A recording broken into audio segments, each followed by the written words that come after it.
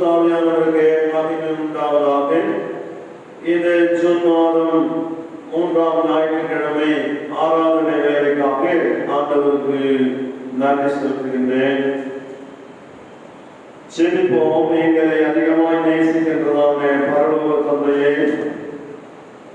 இவ்வாராதனை மூலமாக ஆங்காங்கே இல்லங்களிலே இருந்து இந்த ஞாயிறு ஆராதனையை அனுசரிக்கும்படியாக தந்த நல்ல கருணைக்காக இரக்கத்திற்காக நன்றியோடு உம்மை ஸ்தோத்திரிக்கின்றோம், துதிக்கின்றோம், வாழ்த்துகின்றோம். இந்த ஆராதனை வேலை எங்கள் குடும்பத்திற்கு எங்களுக்கு வேண்டிய ஆவிக்குரிய நல்ல பகையை நாங்கள் தெரிந்து கொள்ளவும், அனைத்து ஆசீர்வாதங்களை பெற்று ஆலோசனைகளை பெற்று உம்முடைய ஜீவ வழியில் நடக்க எங்களுக்கு போதிக்கும்படியாய் இந்த ஆராதனையை ஆவியானுடைய ஆளுமைக்கு ஒப்புக் கொடுக்கிறோம்.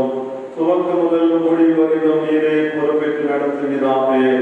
இயேசு கிறிஸ்துவின் நல்ல நாமத்தில் ஜெபங்கேளும் என்ற ஜீவனுள்ள தகப்பனே, ஆமென்.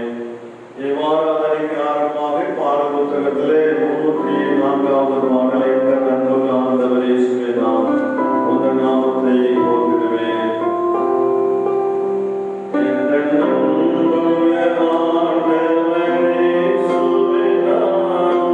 Amen.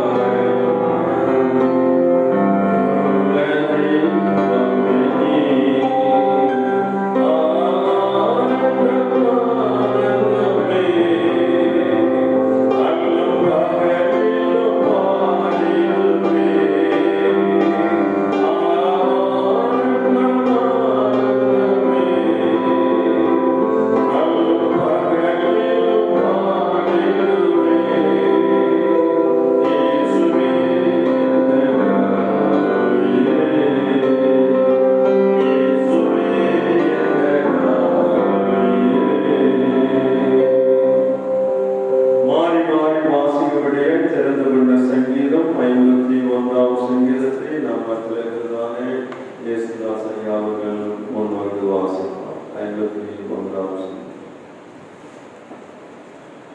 சங்கீதம் 51. தேவனே,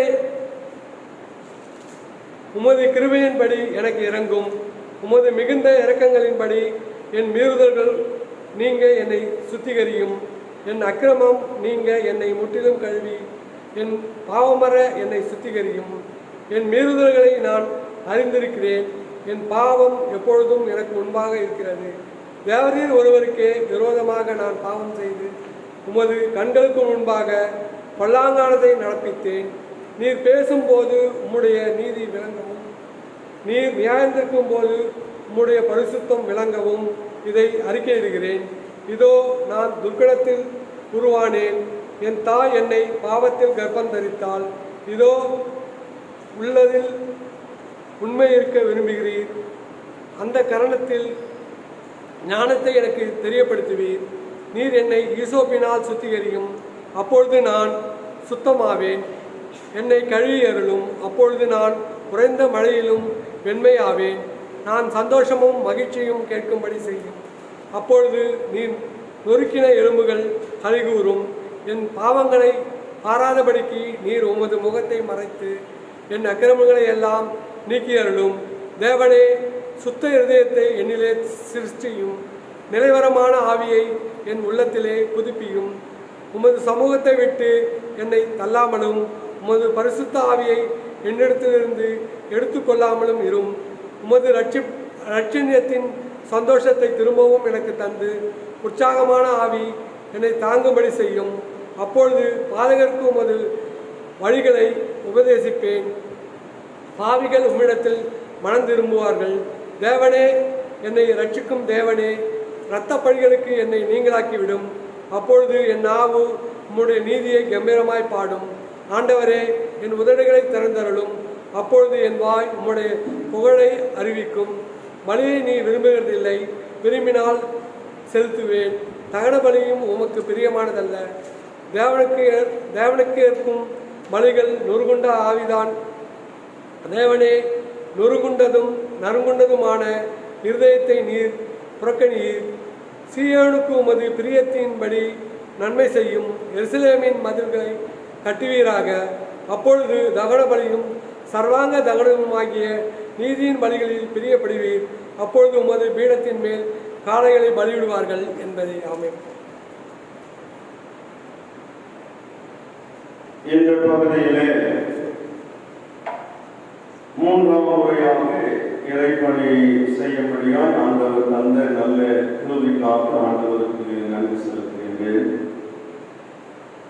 பவுல் அப்போஸ்தலன் திருச்சபைகளிலே அந்த திருச்சபைகளுக்கு ஆலோசனை சொல்லும்படியால் முதலாம் பயணம், இரண்டாம் பயணம், மூன்றாம் பயணம் என்று சொல்லி திருச்சபைகளுக்கு சென்று ஆலோசனைகள் வழங்குவது போல இந்த கோயில் பதாகை ஈசியை திருச்சபை தூய யாக்கோபு தேவாலயத்திலே தேவனுடைய வார்த்தைகளை பகிர்ந்து அளிக்கும்படியாய், இறைப்பணி ஆற்றும்படியாய், ஊழியம் செய்யும்படியாய் உங்கள் மத்தியிலே ஆண்டவர் என்னை கொண்டு வந்தபடியால் ஆண்டவருக்கு நன்றி செலுத்துகின்றேன். 2 ஆண்டுகளுக்கு முன்பாக அருப்பாக்கம் ஏரியாவுக்காக ஆர்டர் வந்தது. எங்கள் திருச்சபை மக்கள் என்னை விடாதபடி தடுத்து நிறுத்திவிட்டார்கள். ஆர்டர் கேன்சல் ஆனது. சென்ற ஜூன் மாதத்திலே திருமங்கலம் ஏரியாவுக்காக ஆர்டர் வந்தது. அது கொரோனாவால் தடை செய்யப்பட்டது. இன்றைய ஜூன் மாதத்திலே இந்த ஆவடி ஏரியாவில் வரும்படியாய் ஆண்டவர் சித்தம் வைத்திருக்கிறபடினாலே இந்த பகுதியிலே உங்கள் மத்தியிலே இறைப்பணியாக தேவன் எங்களை நடத்துவதாக. கடந்த காலங்களிலே நீங்கள் எங்கள் மீது வைத்த அன்புக்காக ஆண்டவருக்கு நன்றி செலுத்துகின்றேன். அவனமாக தொடர்ந்து நாம் தேவனுடைய அன்பிலே நிலைத்திருப்போமாக. இந்த நாளிலே செய்திக்கு ஆதாரமாக மத்தேயு 18ஆம் அதிகாரம் 3வது வசனத்திலே நீங்கள் மனம் திரும்பி பிள்ளைகளை போல் ஆகாவிட்டால் பரலோக ராஜ்யத்தில் பிரவேசிக்க முடியாது.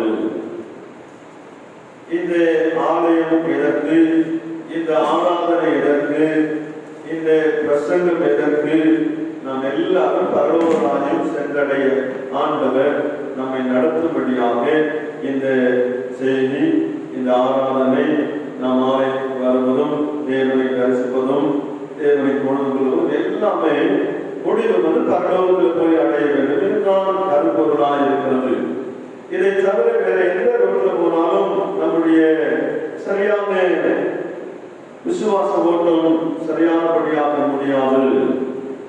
மத்தேயு 3ஆம் அதிகாரத்தை நாம் வாசிப்போம் என்று சொன்னால் 1ஆம் வசனத்திலே யோவான் ஸ்நானகன் கிறிஸ்துவுக்கு வழி ஆயத்தம் பண்ண வந்ததாலே யோவான் ஸ்நானகன் முதல் செய்தியாக மனத்திருப்பங்கள் பரலோக ராஜ்யம் சமீபமாயிருக்கிறது என்று சொல்லி வாசிக்கின்றோம். 4ஆம் அதிகாரத்தில் வரும்பொழுது இயேசு கிறிஸ்து தம்முடைய ஊழியத்தை துவங்கும் பொழுது முதலாவதாக மனத்திருப்பங்கள் பரலோக ராஜ்யம் சமீபமாயிருக்கிறது என்று சொல்லி அவரும் இந்த செய்தியை தான் ஜனங்களுக்கு சொல்லுகின்றார். 3ஆவதாக சீஷர்களை ஊழியத்துக்கு அனுப்புகிறார். சீஷர்களும் முதலாவது செய்தியாக மனம் திரும்புங்கள் பரலோக ராஜ்யம் சமயமாயிருக்கிறது என்று சொல்லி அந்த செய்தியை அவர்கள் சொல்லுகின்றார்கள். யோவான் ஸ்நானகன் வழி ஆயத்தம் பண்ண வந்தவர், இயேசு கிறிஸ்து ரட்சிப்பை அளிக்க வந்தவர், ரட்சகர். அவருடைய சீஷர்கள் அந்த செய்தியை சுமந்து சென்றவர்கள் யாவரும் இந்த பரலோக ராஜ்யம் சமீபமாயிருக்கிறது, மனம் திரும்புங்கள் என்ற வார்த்தையை அவர்கள் போதித்தார்கள்.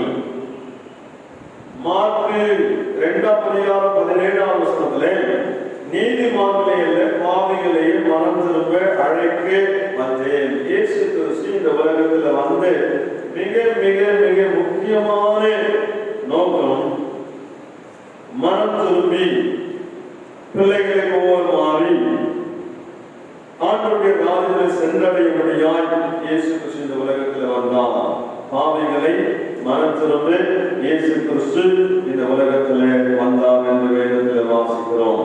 யோவான் ஸ்நானகன், இயேசு கிறிஸ்து, சீஷர்கள் அப்படி அடிச்சுவையில் வருகிறதான தேவனுடைய பிள்ளைகளாக நாங்களும் இதே வார்த்தையை இந்த முதலாவது இந்த 3ஆம் முறையாக வந்திருக்கிற நாம் உங்கள் மத்தியிலே முதல் செய்தியாக மனம் திரும்புதல் என்ற வார்த்தை மூலமாக உங்களோடு கூட ஆவியானவர் இடைப்படுவதாக. மனம் திரும்புதல் என்றால் என்ன? நாம் சென்று கொண்டிருக்கிற பழைய திசையில் இருந்து அப்படியே முழுவதுமாக ஹேண்ட் பண்ணி அந்த ஜாமி பாக்ஸ்ல கான்வெஸ்ட்ல இருக்கிற 180 டிகிரி அப்படியே முழுவதுமாக திரும்ப வேண்டும். அரைக்குறையாக 90 டிகிரி திரும்பிவிட்ட பாஸ்டர், 100 டிகிரி திரும்பிவிட்ட பாஸ்டர், 170 டிகிரி திரும்பிவிட்ட பாஸ்டர், 179 டிகிரி திரும்பிவிட்டேன். அப்போ கூட அந்த ஒரு டிகிரியில நம்முடைய ரூட் மாறி மாதாவதுக்கு விசுவாசம் நம்மை அழைத்து போவான். மனம் திரும்புதல் என்றால் முழுவதுமாக மாறாத திசையிலிருந்து, நரகத்தின் திசையிலிருந்து பரலோக தேவனை நோக்கி முழுவதுமாக திரும்புவதுதான் மனம் திரும்புதல் என்று சொல்லி பொருள். மத்தேயு 3:8 யோவான் ஸ்நானகன் சொல்லும் பொழுது உங்களுடைய வாயினால் அல்ல, சொல்லினால் அல்ல, செயலினாலே நீங்கள் மனம் திரும்ப வேண்டும் என்று சொல்லி அது செயல் வழியிலே மனம் திரும்புதல் நடைபெற வேண்டும் என்று சொல்லி அங்கே வலியுறுத்துகின்றான். செய்கையின் மூலமாக, நற்சாட்சி மூலமாக உங்களுடைய மனம் திரும்புதல் நிறைவேற்றப்பட வேண்டும் என்று சொல்லி யோவான் ஸ்நானகன் மத்தேயு 3 சொல்லுகின்றான். உதாரணமாக வேதத்திலே சவுல் என்கிற ஒரு மனிதன் திருச்சுவைகளை துன்புறுத்திக் கொண்டிருந்தான். தேவன் அவனை தமஸ்கு போகிற வழியில் சந்தித்தார். அவன் பவுலாக மாறினான். முன்பு கிறிஸ்துவை கொலை செய்யும்படியாய் ஜீவனமாய் சென்ற அவன் இப்போது கிறிஸ்து எனக்கு ஜீவன், சாவு எனக்கு ஆதாயம், இனி நான் அல்ல கிறிஸ்து என்று சொல்லி தன்னை மறைத்து கிறிஸ்துவை வெளிப்படுத்துகின்றான். நான் சிறுக வேண்டும், அவர் பெருக வேண்டும். அப்படிப்பட்டதான ஒரு மாறுதல், மனம் திரும்புதல் நமக்கு அவசியமாயிருக்கிறது. செயலியற்கிற மனுஷனுடைய வாழ்க்கை எடுத்துக் கொள்ளுங்கள். அவருடைய மருத்துவம் எவ்வகையாக இருக்கிறது என்று சொல்லி நாம் ஆராய்ந்து பார்ப்போம் என்று சொன்னால், முன்பு அநியாயமாய் பணம் சம்பாதிக்கிற ஒரு மனுஷனாயிருந்தான். ஆனால் இயேசு கிறிஸ்து அவரை சந்தித்த உடனே லூக்கா 19:8-9 வாசிக்கும்போது ஆண்டவர் அங்கே இறங்கி, சபையிலே இறங்கி வா, நான் உன்னிடத்திலே தங்க வேண்டும் என்று சொல்லுகிறான். அவன் வேகமா இறங்கி அந்த இடத்திலே வருகின்றான். வருகிறவர்கள் ஆண்டவரோடு பேசுகின்றான். ஆண்டவரே, யார் இடத்திலாவது நான் அநியாயமாய் வாங்கியிருந்தால் அதை நாளத்தனையாய் சொல்ல தருகின்றேன், என் ஆசிரியர் பாதி ஏழைகளுக்கு தருகிறேன் என்று சொல்லி அவன் அறிக்கை செய்கின்றான். பாவங்களை அறிக்கை செய்து விட்டு விடுகிறவன் இரக்கம் பெறுவான் என்று வேதத்தில் வாசிக்கின்றோம்.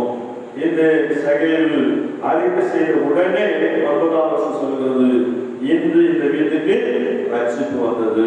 இதுதான் மனத்திரும்புதல் என்கிறதான வாழ்க்கை. இயேசுவுக்காக எல்லாத்தையும் விட்டு விடுவதான ஒரு காரியம். இஸ்ரவேலர் எகிப்திலிருந்து உலகம், மாமிசம், பிசாசு, அடிமை, அப்படிப்பட்ட எகிப்திலிருந்து விடுதலையாக்கி ஆண்டவர் பாலும் தேனும் ஓடுகிற கானானுக்கு அழைத்துக் கொண்டு போகிறார். ஆனால் இவர்கள் போகிறது என்னோ கானானை நோக்கி சரீரமும் கண்களும் சென்று கொண்டிருக்கிறது. அவர் இருதயமோ எகிப்தை நோக்கி இருக்கிறது. அவர்கள் இருதயத்திலே எகிப்தில் இருந்தால் வெங்காயம் சாப்பிட்டுருக்கோம், வெள்ளை கொண்டு சாப்பிட்டுருக்கோம், கொண்டைக்காய் சேர்க்கிறோம், இதெல்லாம் நாங்கள் வீட்டுக்கு வந்த சொல்லி முறுமுறுத்துக் கொண்டே போவார்கள். அவருடைய சரீரம் கானானை நோக்கி போகிறது. அவருடைய சிந்தை இருதயமோ அது பழைய எகிப்திலே தான், உலகத்திலே தான் அவர்கள் இருதயம் இருந்தது. தேவதனவே, இன்றைக்கு நம்முடைய இருதயமும் நம்முடைய உள்ளமும் நம்முடைய கண்களும் நம்முடைய திசைகளும் சிலுவையை நோக்கி, பரலோகத்தை நோக்கி, பரம கானானை நோக்கி போகிறதாலே இந்த மனம் திரும்புதல் என்ற வார்த்தையை நாம் இன்று நமக்கு சொந்தமாக்கிக் கொள்ள ஆண்டவர் கிருபை செய்வாராக. அருமையான குடும்பம் இருந்தது, விசுவாச குடும்பங்கள். ஏழையானவர்கள் கிராமத்தில் இருந்து பக்கத்து கிராமத்துக்கு திருச்சபைக்கு செல்வது வழக்கம்.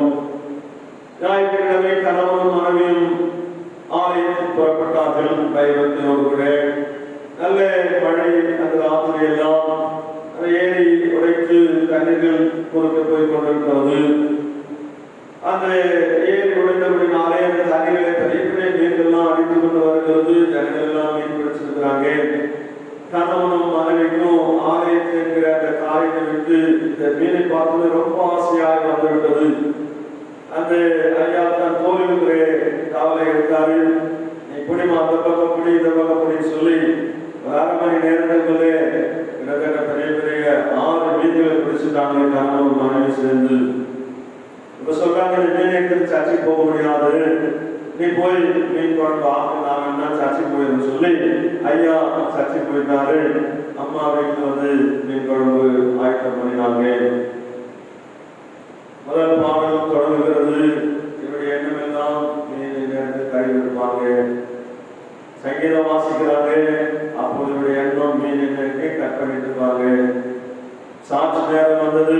இந்நேரத்துக்கு அடுப்பை பற்ற வச்சிருப்பாங்க. இப்படியே எல்லாமே மீன் மேலே தான் இருக்குதுங்க. ஆறாவது உட்கார்ந்துக்கிறாரு. இருபது எங்க இருக்குதுங்க? மீன் சட்டையில தான் இருக்கிறது. பிரசங்க ஆரம்பிச்சது இவருக்கு மீன் பொறிக்கிற அந்த சத்தம் காதல் இருக்கிறதவே இவருடைய சிந்தை எல்லாம் இந்த மீன் வரவில்லை இருந்தது. எல்லாம் முடிஞ்சது. ஆமை போட்ட உடனே வேகமா ஓடினாங்க. ஓடின உடனே அந்த அம்மா அந்த வீட்டுல இருந்து என்ன பண்ணுங்க, மீன் கடவுள் போது நேரத்துக்கு ஐயா முதல் பாட்டு பாடிருப்பாரு. ஐயோ நம்ம போலையே இல்லையா, கொஞ்ச நேரத்துல மீன் கட் பண்ணும் போது ஐயோ இன்னைக்கு பிரசங்கம் ஓடி இருக்குமே, இன்னைக்கு சாட்சி நேரம் ஓடி இருக்குமே, இன்னைக்கு ஆராதனை இருக்குமே, நம்ம இங்க இருக்கிறோமே, என்ன செய்தி, என்ன ஆராதனை, என்ன சாட்சி சொல்லி இருதயம் எல்லாம் ஆலயத்தில் இருக்கிறது. இந்த ஐயா ஆலயத்தில் உட்கார்ந்து இருதயம் மீன் சட்டி மேல இருக்கிறது. வீட்டுக்கு வந்த உடனே அந்த அம்மா கேட்டாங்க, என்னங்க பாட்டு என்ன பாடினாங்க? முதல் பாட்டு சூப்பரான பாட்டு பாடினார் ஐயா. என்ன சங்கீதம் வாசாது? சூப்பரான சங்கீதம் வாசாருனா. சரி, என்ன சாட்சி சொன்னாங்க? யாரும் சொன்னாங்க? ரொம்ப நல்லா சாட்சியா சொன்னாங்க. சரி, துதி ஆராதனை எப்படி இருந்துச்சு, ரொம்ப சூப்பரா இருந்துச்சு. சரி, என்ன செய்தி கொடுத்தாரு, ரொம்ப சூப்பர்மா, நீ முதல்ல கைது ஊதுமா அப்படின்னு சொன்னாங்க. தேவனுடைய பிள்ளைகளை இப்படிதான் நாம் இருதயத்துல நினைத்து கொண்டிருக்கிறோம். இருதயம் ஒரு பக்கம் இருக்கிறது, நம்முடைய கால்கள், நம்முடைய ஆராதனை எல்லாம் சரியாக நடந்து கொண்டிருக்கிறது. தேவனுடைய ஜனங்களே, நம்முடைய இருதயம், நம்முடைய செயல்கள் தேவனுடைய பக்கமாக திரும்பும்படியாய் ஆண்டவர் விரும்புகிறார். இந்த நாளிலே இந்த முதலாவது செய்தியை ஆண்டவர் நமக்கு பகிர்ந்தளிப்பது நோக்கத்தை பின்பு வருகிற நேரத்தில் நாம் பார்ப்போம். சங்கீதத்திலே தாவீதுடைய மனம் திரும்பலை குறித்து நாம் பார்க்கும் பொழுது 51ஆம் சங்கீதம் தாவீதுடைய மனம் திரும்புவதற்கு அழுது புலம்புகிறதான ஒரு சங்கீதம். முதலாம் வசனத்திலே, தேவனே ஒரு கிருபையின்படி எனக்கு இறங்கும், உமது மிகுந்த இரக்கத்தின்படி என் மீது நீங்க என்னை சுத்திகரியும். பாவங்களை அவன் அறிக்கை செய்கின்றான், மனஸ்தாபப்படுகின்றான்.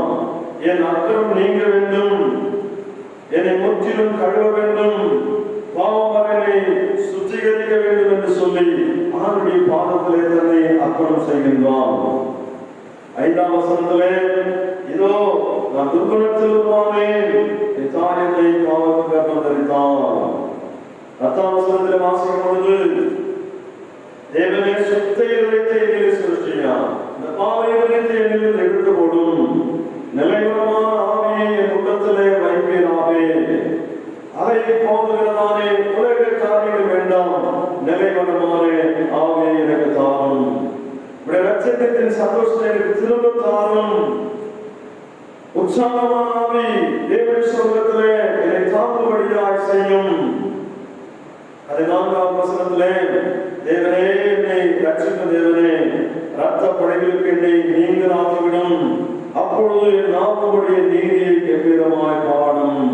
பாவ மன்னிப்பின் நிச்சயம் வந்தவுடனே முதல்கள் நீதியினால் பாட ஆரம்பிக்கும் என்பதிலே எந்தவித சந்தேகமில்லை. ஆண்டுடைய பிள்ளைகள் எப்பொழுதும் ஆண்டுடைய சமூகத்திலே சாப்பிரதையோடு இருந்து மனத்திரும்படியாக ஆண்டவர் சொல்கின்றார். சவுலை எடுத்துக் கொள்ளுங்கள். புதிய ஏற்பாட்டில் சவுல் மனத்திரும்புவதற்கு ஒரு சாட்சியாக இருக்கின்றான்.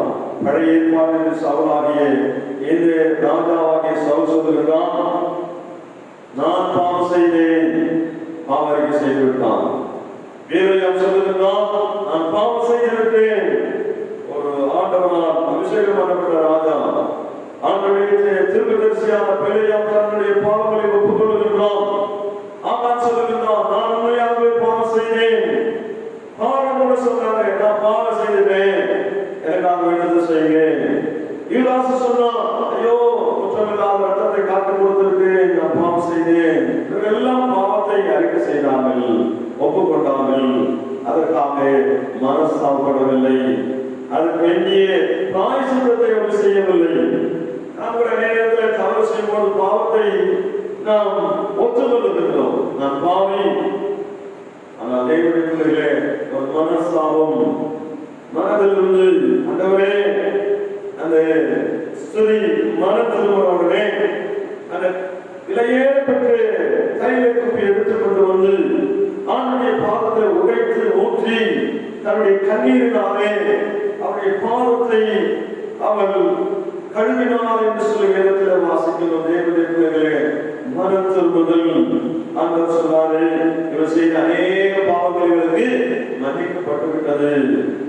பாவம் செய்த ஒத்துக்கொள்வது மாத்திரமல்ல, தேவ சமூகத்திலே நொறுங்குண்டே தோணுவிடே அவருடைய பாவத்தில் வந்து கண்ணீர் சிந்தி இளைய மகன் மனம் திரும்பினான். அப்படி உட்கார்ந்திருக்கவில்லை, எழுந்தான், திருமணம் பண்ணினான்.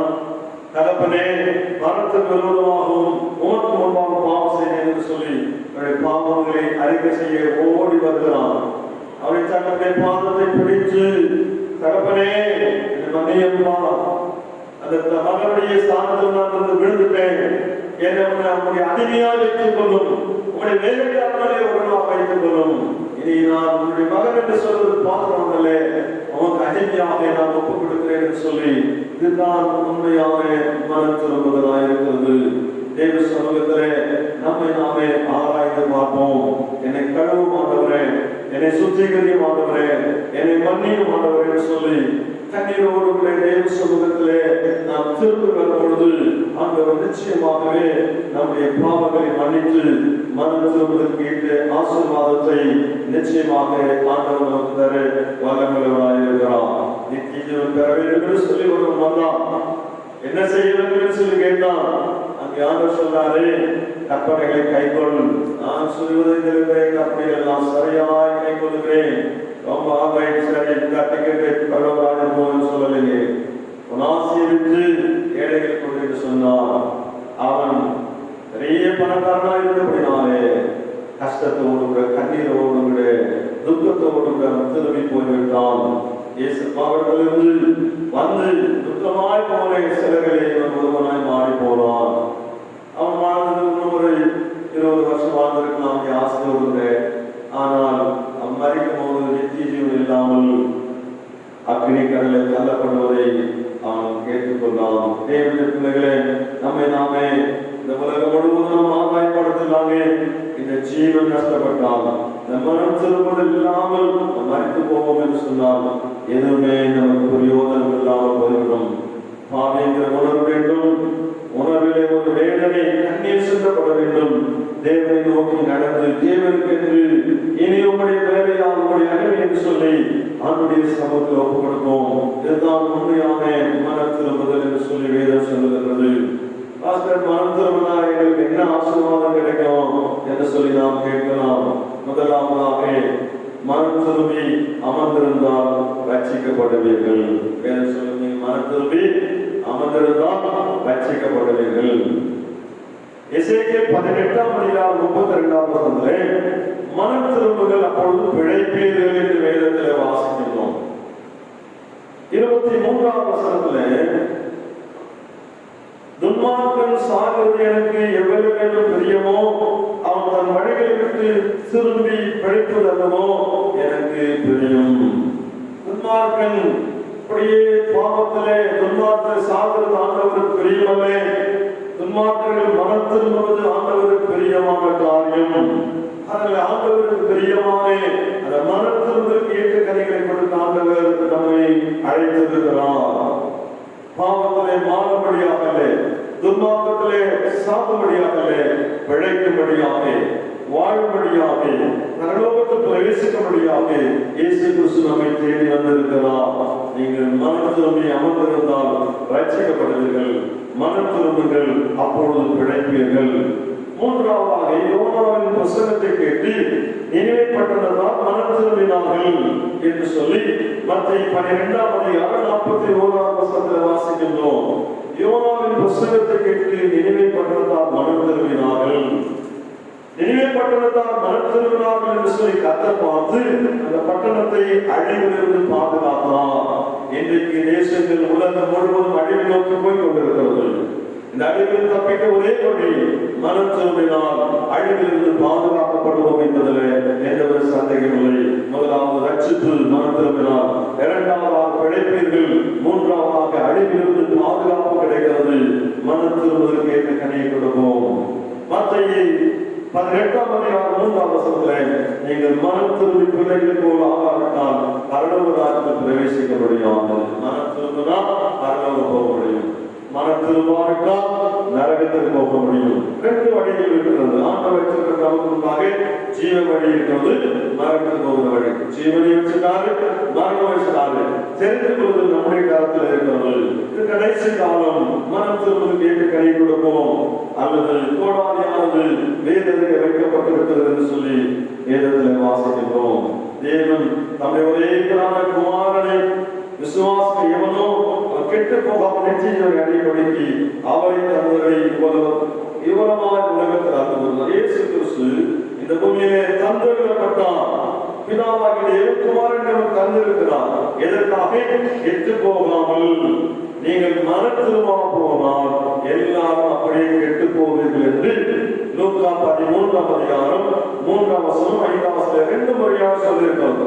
லூக்கா 13:3-5 நீங்கள் மனம் திரும்பாம போனால் எல்லாரும் அப்படியே கெட்டு போவீர்கள்.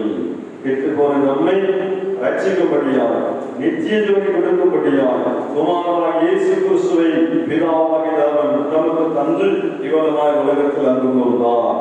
ஆகையாலே மனம் திரும்புதல் ரட்சிப்பு கிடைக்கிறது. மனம் திரும்புதல் பிழைப்பீர்கள். மனம் திரும்பினால் அழிவிலிருந்து பாதுகாக்கப்படுவீர்கள். மனம் திரும்பினால் கெட்டு போகாமல் நித்திய ஜீவனை பெற்றுக் கொள்ள முடியும். ஆறாவதாக அப்போஸ்தலர் 8ஆம் அதிகாரம் 9ஆம் வசனத்திலே சமாரியா பட்டணத்தில் சீமோன் என்கிறதான ஒரு மாயவித்தைக்காரன் இருந்தான். அந்த மாயவித்தைக்காரன் அநேக அற்புதங்களை செய்து எல்லாரும் பிரமிக்க பண்ணி கொண்டிருந்தான். அவன் பிலிப்பினுடைய பிரசங்கத்தை கேட்டு 8ஆம் அதிகாரம் 13ஆம் வசனத்திலே அவன் விசுவாசித்து ஞானஸ்நானம் பெற்றான் என்று சொல்லப்பட்டிருக்கிறது. ஆனாலும் கூட 19ஆம் வசனத்திலிருந்து அப்போஸ்தலர் 8:19 24 வரைக்கும் வாசிக்கணும்னு சொன்னால் அவன் ஞானஸ்நானம் பெற்றது உண்மை, மனம் திரும்பினான் சொல்லப்படுகிறது, விசுவாசம் சொல்லப்படுகிறது. ஆனால் அவன் பணத்தை கொண்டு போய் பேதரித்தை கொடுத்து நான் யாருமே கை வைக்கிறனோ அவன் அந்த வரத்தை எனக்கு தாருங்கள், பரிசுத்த ஆவியை நான் எல்லாரும் கொடுக்கிற அந்த வரத்தை தாருங்கள் என்று சொல்லி பேதரித்தை கேட்கும் போது பேதர் சொல்லுகிறான், துர்குணத்தை விட்டுவிடு. அவன் மனம் சொல்வதில்லை, கசப்பானே பிச்சையினாலும் பாவத்தினாலும் அகப்பட்டுக் கொண்டிருக்கிறாய். தேவனுடைய பிள்ளைகளே, மனத்தினாலோ நம் ஞானஸ்நானம் பெறுவதனாலோ வரங்களையும் வல்லமைகளையும் பெற்றுக் கொள்ள முடியாது. உண்மையான மனம் திரும்புதல் வல்லமைகளையும் வரங்களையும் ஆசீர்வாதங்களும் கொண்டு வந்து சேர்க்கும். பிழைப்பீர்கள், ரட்சிக்கப்படுவீர்கள், அழிவிலிருந்து பாதுகாக்கப்படுவீர்கள், கெட்டு போகாமல் நித்திய ஜீவனை பெற்றுக் கொள்வீர்கள். வரங்களினாலே வல்லமைகளை கர்த்தர் நிரப்புவார். ஏழாவதாக அப்போஸ்தலர் 17:30 இப்பொழுது மனம் திரும்ப வேண்டும் என்று எங்கும் உள்ள மனுஷர் எல்லாரும் கட்டளையிடுகிறார். இது கடைசி காலம். இப்பொழுதோ இந்த நாளிலே இந்த ஞாயிற்றுக்கிழமையிலே மனம் திரும்ப வேண்டும் என்று சொல்லி எங்கும் உள்ள மனுஷர் எல்லாரும் ஆண்டவர் கட்டளையிடுகிறார். மனம் திரும்புங்கள், பரலோக கட்டளையிடுகிறார். வெளிப்படுத்தின விசேஷம் 2ஆம் அதிகாரம் 5ஆம் வசனத்திலே ஆகையால் நீ என்ன நிலைமையிலிருந்து விழுந்தாய் என்பதை நினைத்து மனம் திரும்பு, ஆதி செய்த கிரியைகளை செய்வாயாக, இல்லாவிட்டால் நான் சீக்கிரமாய் நம்மிடத்தில் வருவான். நம் மனம் திரும்புகிற பட்சத்திலே நம்முடைய விலங்கு தந்தை ஆண்டவர் ஆசீர்வாதமாய் இருப்பார். நம் மனம் திரும்பாத பட்சத்திலே விலங்கு தந்தை விலக்கி விடுவானா.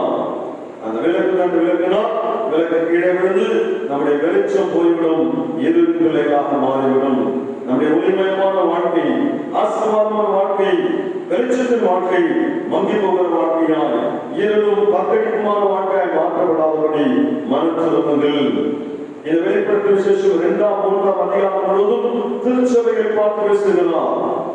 ஆண்டவருடைய ஆலயத்தை பார்த்து பேசுகிறார், விசுவாசிகளை பார்த்து பேசுகிறார். தேவனுடைய கண்களிலே மனம் திரும்புங்கள், உங்கள் வாழ்க்கை பிரகாசமாக இருக்கும். மாத்திரமல்ல, ஒரு மனிதன் மனம் திரும்புவதாலே பரலோக ராஜ்யத்திலே சந்தோஷம் உண்டாவது திருவருக்கு முன்பாக. மாத்திரமல்ல, ஒரு மனுஷன் மனம் திரும்புவதாக பக்கத்தால் மகிழ்கிறார்கள், அவன் வேலை செய்கிற இடம் மகிழ்கிறது, அவன் குடும்பத்தால் மகிழ்கிறார்கள், அவன் சபையால் மகிழ்கிறார்கள், அவன் தனிப்பட்ட வாழ்க்கை மகிழ்ச்சியாகிறது. ஒரு மனுஷன் மனத்தில் பொழுது பரலோகத்திலே மாத்திரமல்ல, பூமியிலே, சமுதாயத்திலே, திருச்சபையிலே, குடும்பத்திலே, தனிப்பட்ட வாழ்க்கையிலே மகிழ்ச்சி உண்டாகிறது.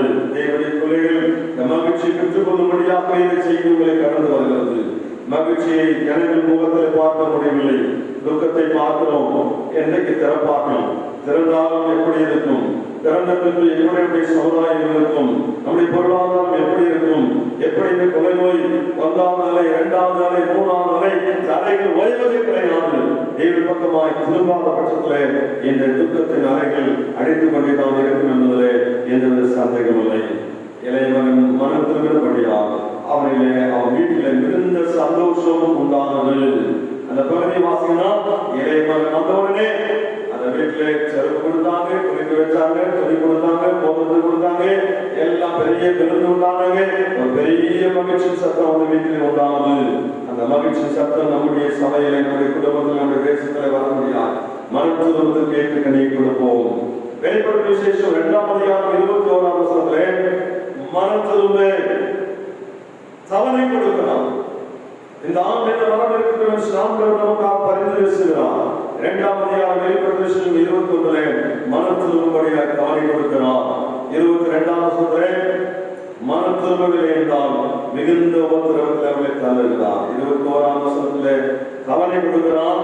அந்த தவணையை அவர்கள் கேட்டால் மனம் திரும்பினால் உபத்திரவத்தில் வந்து ஆசீர்வாதம் பெறுவார்கள். அப்படி இல்லாத பட்சத்திலே மனம் திரும்பாத பட்சத்திலே அவர்கள் மிகுந்த உபத்திரவத்தை ஆண்டவர் தள்ளுகிறார் என்று சொல்லப்பட்டிருக்கிறது. வெளிப்படுத்தல் விசேஷம் 16ஆம் அதிகாரம் 9ஆம் வசனத்திலே மனுஷர்கள் மிகுந்த உஷ்ணத்தினாலே வென்றாலும் பெரிய வேதனை. அந்த தூதன் கலசத்தை சூரியன் மேல் ஊற்றிருந்தால் உஷ்ணங்கள் 100 மடங்கு பெருகிறது. ஆனால் அந்த உஷ்ணத்தை கூட அவர்கள் இவைகளிலிருந்து மீட்டுக் கொள்கிற தேவனை தூஷித்தார்கள் தவிர ஆண்டவரை நமஸ்கரிக்க ஆண்டவரை ஸ்தோத்திரிக்கவில்லை, ஆண்டவரை மகிமைப்படுத்தவில்லை, ஆண்டவரிடத்தில் மனம் திரும்பவில்லை. வெளிப்படுத்தல் விசேஷம் 16:9 நிறைய அக்னி எரிச்சலாக இருந்து உலகம் முழுவதும் நடுங்கிக் கொண்டிருக்கிறது. சூரியன் வெப்பத்தை கட்டிக் கொண்டிருக்கிறது. பாதுகாப்பில்லாத சூழ்நிலை. எல்லா பனிக்கட்டி மலைகள் உருகிக் கொண்டிருக்கிறது. தேசங்கள் அமிழ்கிற நேரம், வெப்பத்தினாலே பல்வேறு போராட்டங்களை சந்தித்துக் கொண்டிருக்கிற நேரம். இப்படிப்பட்ட நேரத்தில் கூட அந்த ஜனங்கள் மனம் சொல்லவில்லை, ஆண்டவரத்தை மகிமைப்படுத்தவில்லை. வெளிப்படுத்தல் 16:9 வாசமார்கள் ஆண்டவரை மகிமைப்படுத்தவில்லை, மனம் சொல்லவில்லை. இப்ப கடைசி காலத்தில் நடக்கிறது. இவ்வளவு கொரோனா கொடுத்தாலும், இவ்வளவு வேதனை கொடுத்தாலும், இவ்வளவு நெருக்க கொடுத்தாலும் ஜனங்கள் மனம் சொல்வதை விட்டு வேறு வழிகளை சிந்தித்துக் கொண்டிருக்கிறார்கள். அதில் தப்பிக்க வழி பார்க்கிறார்களே, மனம் சொல்லி ஆசீர்வாதம் பெற்றுள்ளே ஆண்டவர் பக்கமாய் வர அவர்கள் மனதில்லை. மார்க்கு 2:12 நீர்மான்களிலே பாவிகளே ஆண்டவர் மனம் திரும்ப அழைத்து வந்தார். நம்மை தேடி வந்த நோக்கம் மனம் திரும்ப வேண்டும். மனம் திரும்புவதால் பிழைப்பு கிடைக்கிறது. மாத்திரமல்ல ஆண்டவருக்கு பிரியமாக மாற்றப்படுகிறோம். மாத்திரமல்ல ஆண்டுடைய பிள்ளைகள் மனம் திரும்பும் பொழுது அழிவிலிருந்து தப்பிக்க ஆண்டவர் வழிகாட்டுகிறார். ஆசீர்வாதமான மகிழ்ச்சிக்குள்ளாய் பிரவேசிக்கின்றோம். மனம் திரும்பினாலே வரங்களை மலர்களை ஆண்டவர் தருகிறார். இப்பொழுது எல்லாரும் மனம் திரும்ப ஆண்டவர் கட்டளையிடுகிறார். ஆண்டுடைய பிள்ளைகள் ஆண்டவர் கொடுக்கிற செய்தி கடைசியான செய்தி வெளிப்படுத்த விஷயத்துல சபை பார்த்து ஒரே ஒரு வார்த்தை, 7 சபையில் சொல்லுகிற வார்த்தை மனம் திரும்ப வேண்டும். இன்றைக்கு இந்த சபைக்கு ஆண்டவர் கொடுக்கிற செய்தி மனம் திரும்ப வேண்டும். இதுதான் ஆண்டவர் வந்த முதல் பிரசங்கம். இதுவே கடைசி பிரசங்கமாக இருக்கிறது. மனம் திரும்புவோம், பிழைப்போம், ஆண்டுடைய ராஜ்யத்தை பிரவேசிக்க மனம் திரும்ப பிள்ளைகள் போல மாறி ஆண்டவராக பிரவேசித்து மனமகிழ்ச்சியோடு 1000 ஆண்டு வாழ ஆண்டவருடைய சபையாகவும் தேவனை பிள்ளைகளை அவருக்கு மனதிலும் செய்வாராக. ஆமென். என் ஜனமே மனதில் இயேசுவிடம் ஓடி வா. என் ஜனமே மனதில் இயேசுவிடம் ஓடி வா. இறுதி காலம் வந்தாச்சு, இன்னும் தாமதமே. இறுதி காலம் வந்தாச்சு, இன்னும் தாமதமே. உன்னை நினைத்து சிலுவையிலே தாகம் தாகம் என்றார். உன்னை நினைத்து சிலுவையிலே தாகம் தாகம் என்றார். உன்னை ரட்சிக்க பாவம் மன்னிக்க தன்னையே பலியாக்கினார். உன்னை ரட்சிக்க பாவம் மன்னிக்க தன்னையே பலியாக்கினார். என் ஜனமே வந்து இயேசுவிடம் ஓடி வா. இறுதி காலம் வந்தாச்சு, இன்னமும் தாமதமே. இறுதி காலம் இன்னமும் தாமதமே.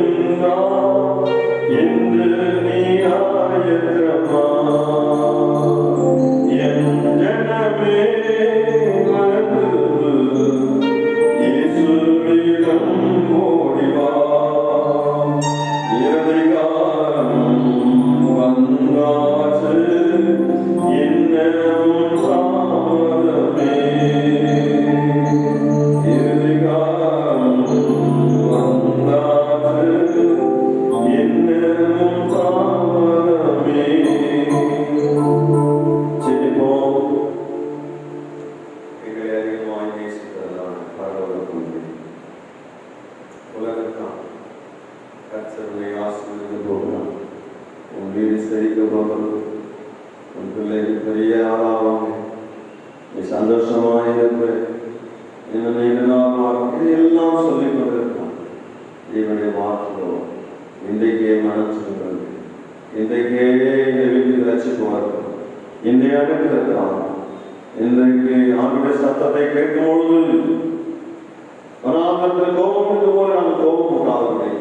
மனத்திற்கு ஏற்ற கனிகளை கொடுத்து திருவித்தான். மனம் திரும்ப அழைக்கவே வந்திருக்கிறது. முதல் பிரசங்கம் மனம் திரும்புகிறது. யோவானுடைய பிரசங்கம் மனம் திரும்புகிறது. சீசர்கள் பிரசங்கம் மனம் திரும்புகிறது. இன்றைக்கு எங்கள் சபை கொடுத்த இந்த மனம் திரும்புவதற்கு ஏற்ற செய்தி காப்பது மனம் திரும்பங்கள் அப்போது கிடைக்கிறது. இந்த சபையால் கிடைக்க மாட்டான். மார்க்கம் சாகிறது எவ்வளவே கொஞ்சம் கூட குறைய கிடையாது.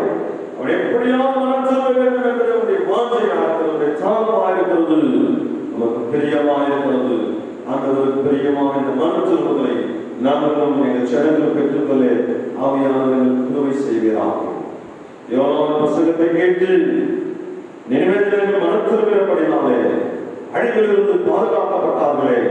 எங்கள் சுற்றிலும் அழிவு சூழ்ந்து கொண்டிருக்கிறது, நெருங்கி கொண்டிருக்கிறது.